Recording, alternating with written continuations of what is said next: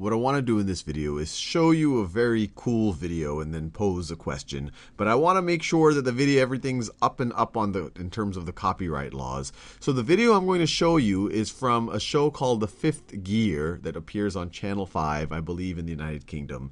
And I think I'm okay on good copyright grounds to claim fair use here, because obviously the point of this, I'm going to ask a math question about the video that we're going to see. And so fair use laws, the purpose and character of use, including whether such as a commercial nature or nonprofit educational purposes. We are definitely the latter, nonprofit educational purposes. We are actually, we aren't trying to in any way replace the work being used. I'm just going to show a little snippet of it so we can use it as the basis for a problem. And this is kind of the meat of fair use law. Reviewer may fairly cite largely from the original work if his design be really and truly to use the passages for the purpose of fair and reasonable criticism. In this case, it's fair and reasonable math problem or physics problem.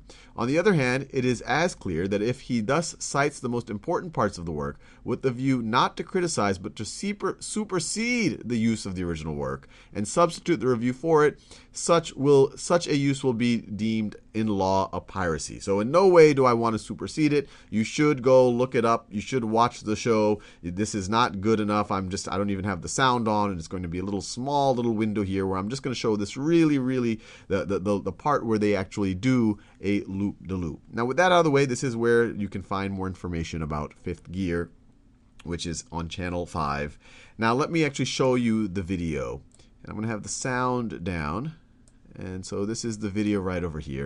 And it's a pretty neat video. This guy is going to attempt to do a loop-de-loop, and he's actually going to succeed at doing the loop-de-loop. And what I want you to do, and the question I want you to pose is, look at this video and get a stopwatch and get whatever else you need out, a ruler or whatever else you might need to do, and try to figure out what we're going to do. Two things. We're going to figure out what the minimum velocity that the car needs to complete the loop-de-loop, and we're also going to try to figure out what his actual velocity was over the course of the loop-de-loop. So let's actually just watch this video.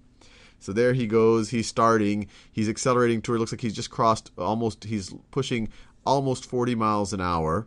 At least I'm assuming that was miles per hour. This is a British show.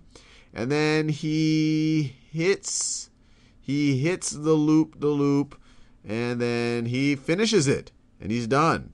So let's think about, for the next video, let's think about if we can figure out what the minimum velocity, or I should say the magnitude of velocity or speed had to be to actually complete the loop right over here. And then we can actually get a stopwatch later on to figure out what his average velocity actually was.